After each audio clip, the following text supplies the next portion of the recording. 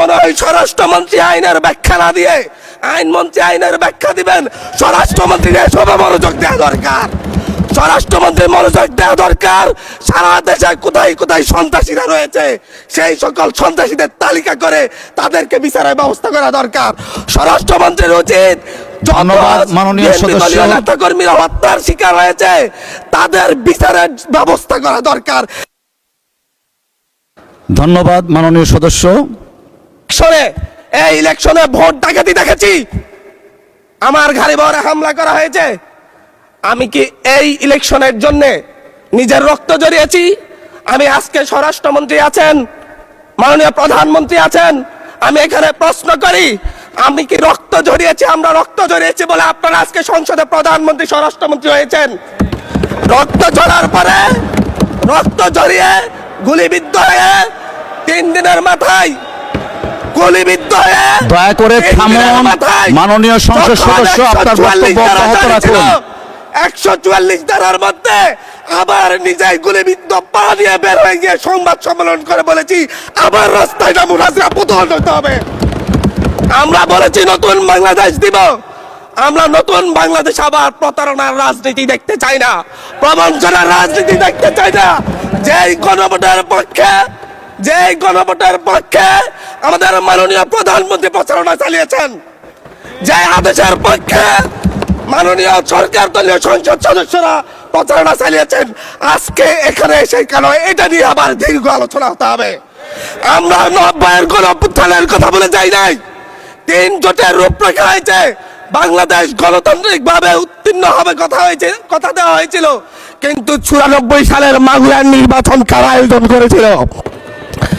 কারা 94 সালে মাগুরার নির্বাচন আয়োজন করেছিল? আজকে আবার এই সংসদে দাঁড়িয়ে আবার এমন একটা ব্যবস্থা নিয়ে যাচ্ছেন, আরেকবার যে মাগুরার নির্বাচন আয়োজন করবেন না এর নিশ্চয়তা কে দিবে? এর নিশ্চয়তা কে দিবে? আমি আমার সবচাইতে কম বয়সী প্রার্থী হিসাবে নিজের প্রার্থীটা জমা দিয়ে এলাকায় গিয়েছি প্রচারণা করতে। 3বার হামলা শিকার হতে হয়েছে। আমি সংসদ সদস্য হিসাবে এলাকায় গিয়েছি, সেই জায়গায় আমার উপর হামলা করেছে, সরাসরি ভিডিওতে দেখা গিয়েছে। অস্ত্র নিয়ে, দেশীয় অস্ত্র নিয়ে আমাকে কোপাতে আসা হয়েছে। তারা কারা? ওরা তো তারাই যাদের প্রত্যেকের হাতে বিএনপি দলীয় নেতা কর্মীদের রক্ত লেগে আছে, প্রাণ লেগে আছে। এই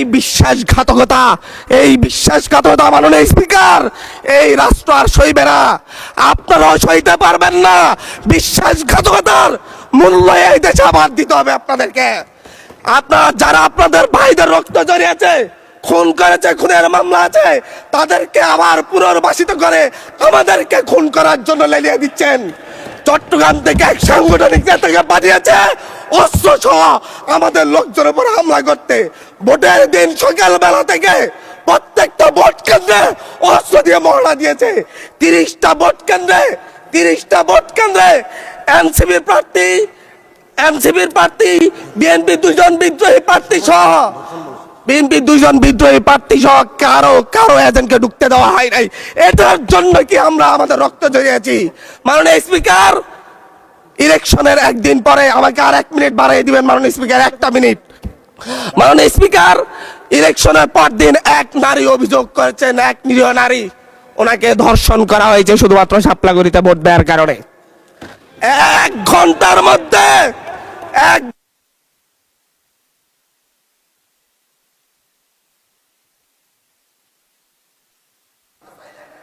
ধন্যবাদ মাননীয় সংসদ।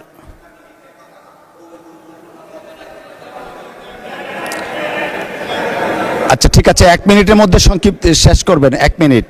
মাননীয় স্পিকার, একজন ভুক্তভোগী নারী অভিযোগ করেছে ওনাকে ধর্ষণ করা হয়েছে শাপলাগুড়িতে ভোট দেওয়ার কারণে।